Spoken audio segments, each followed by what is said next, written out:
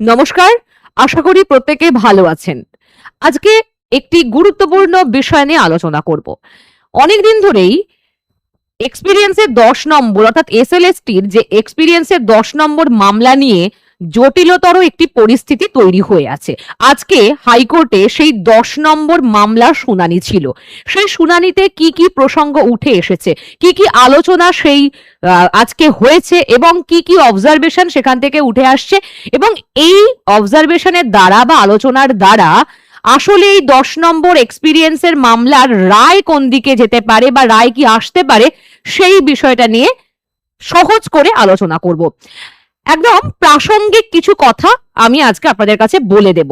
প্রথমত, senior advocate Subir Sanyal বেশ কিছু জোরালো যুক্তি দিয়েছেন, আবার পাশাপাশি অ্যাডভোকেট অনিরুদ্ধ চ্যাটার্জিও বেশ কিছু জোরালো যুক্তি দিয়েছেন আনটেন্ডেড টিচারদের এক্সপিরিয়েন্সের ১০ নম্বর পাওয়ার ভিত্তিতে, অর্থাৎ তারা পাবে না কেন সেই ভিত্তিতে তারা যুক্তি দিয়েছেন। কি বলেছেন প্রথমেই যেরকম অ্যাডভোকেট সুবীর সান্যাল বাবু কি বলছেন যে অনুরিমা পালের যে ১০ নম্বরের মামলা এবং সেটি সিঙ্গেল বেঞ্চ বাদ দিয়ে ডিভিশন বেঞ্চ তারপর সুপ্রিম কোর্ট পর্যন্ত যাওয়া, সেটা অনেক অতীত মামলা।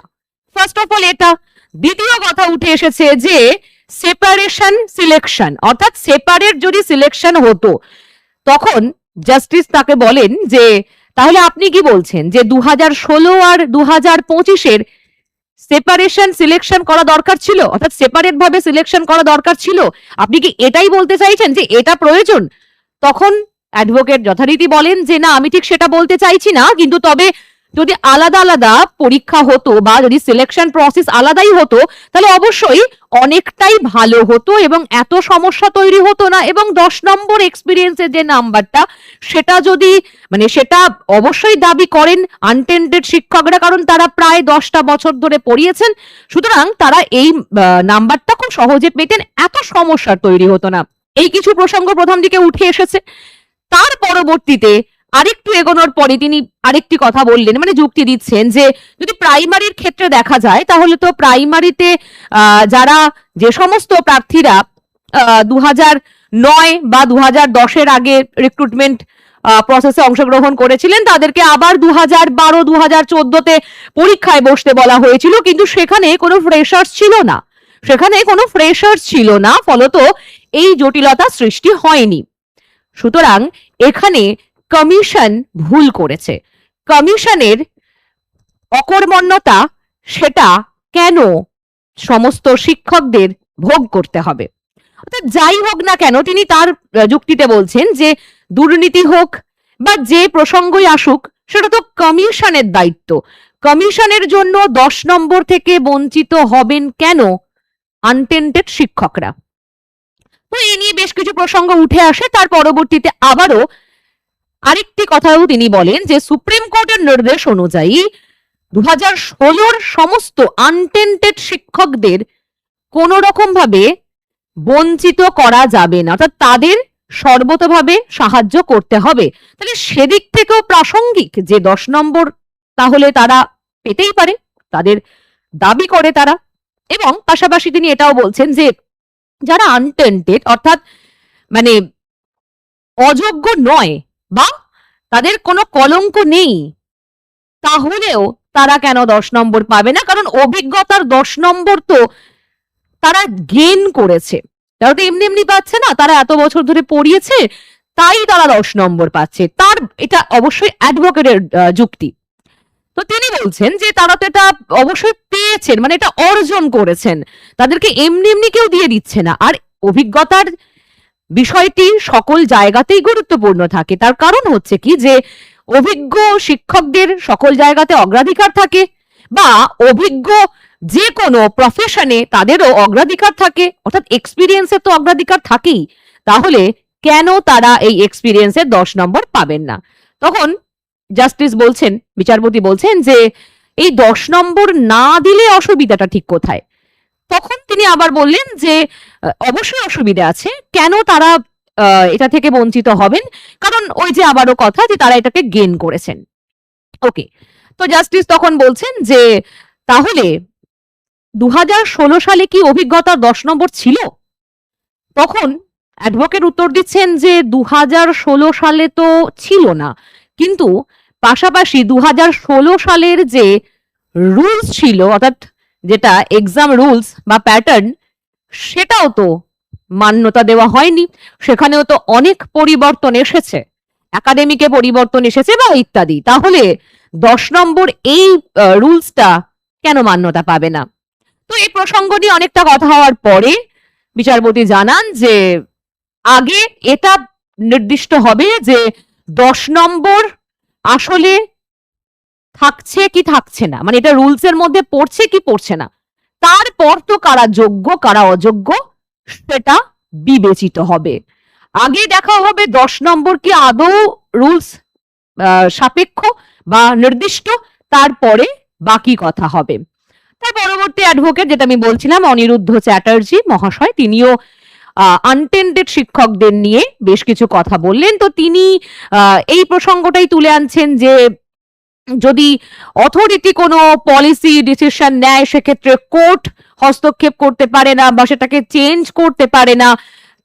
তারপরে তিনি আবার বলছেন যে যারা প্যারা টিচার প্রাইমারির, তাদের ক্ষেত্রেও তো 5 নম্বর তারাও তো পান, সেটাও তো এক্সপিরিয়েন্সের নম্বর, ফলত তাদেরকে অ্যাপটিটিউড টেস্ট দিতে হয় না সেক্ষেত্রে, তারপরেও তারা 5 নম্বর পান, তাহলে এক্সপিরিয়েন্সের নাম্বার এখানে কেন পাওয়া হবে না?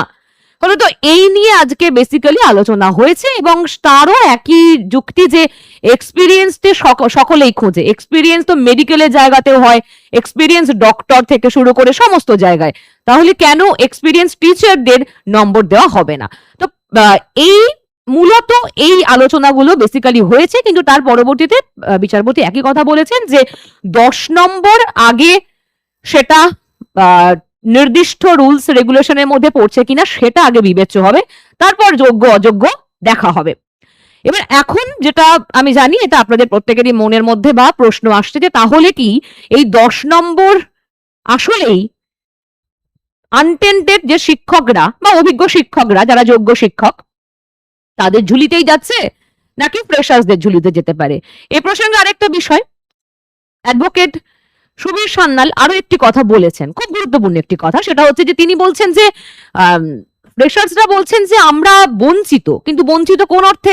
কারণ আমরা যখন ওয়েবসাইট দেখেছি, সমস্ত আর কি তালিকা বেরিয়েছে যখন, তো সেই তালিকা মেনে তো আমরা যখন দেখতে পাচ্ছি, তখন তো দেখছি যে 9-10 এর প্রায় 68% ফ্রেশার্স কল ফর ভেরিফিকেশনের জন্য ডাক পেয়েছেন, এবং পাশাপাশি একইভাবে 11-12 এ সেখানেও প্রায় 50% এর কাছাকাছি ফ্রেশার্স কল ফর ভেরিফিকেশন ডাক পেয়েছে। তাহলে তারা কোন দিক থেকে বঞ্চিত হচ্ছেন? তো এটাও একটা গুরুত্বপূর্ণ জায়গা উঠে আসছে। এবং তিনি এটাও বলছেন 9-10 এ তো মাত্র 12,000 আনটেন্ডেড শিক্ষক আছেন, ইন সার্ভিস শিক্ষক আছেন, ইন সার্ভিস শিক্ষক তো 12,000 আছেন, বাকি তো সকলেই ফ্রেশার্স।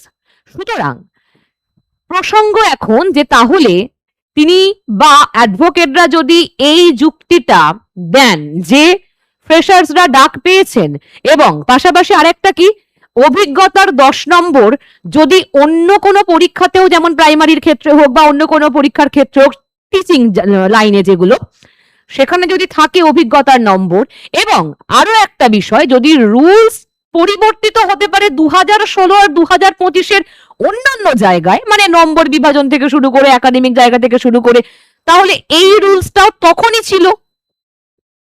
ফলত যদি সেইগুলো প্রত্যেকটা ঠিক থাকে, তাহলে তো এটাকেও ঠিক রাখতে হবে। মানে যদি এই প্রসেসটা সব রকম ভাবে একই চলে, যখন গেজেট আমরা দেখতে পাচ্ছি, তো গেজেটে যখন একাডেমিকের নাম্বার যে কমেছে বা ইন্টারভিউ ডেমনস্ট্রেশনে আলাদা আলাদা করে নাম্বার ভাগ হয়েছে, এগুলো তো 2016 ছিল না।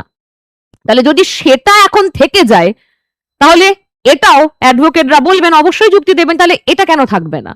পার্টিকুলার এইটাকে তো পরিবর্তন করা হবে না। সুতরাং এখন প্রসঙ্গ হচ্ছে যে কোন দিকে যেতে চলেছে। যদি রুলস পরিবর্তন হয়, রুলস পরিবর্তন মানে সর্বতভাবেই এই রুলসটাকে রাখা যাবে কিনা, 2016 ছিল না, 2025-এ হয়েছে, এবং 2025-এ আরো পরিবর্তন হয়েছে, তার সঙ্গে এই রুলসটাকে ইনক্লুড করা হয়েছে। এই সমস্ত বিষয়টা যদি প্রমাণিত না হয়, তাহলে অবশ্যই 10 নম্বর বাতিল হবে।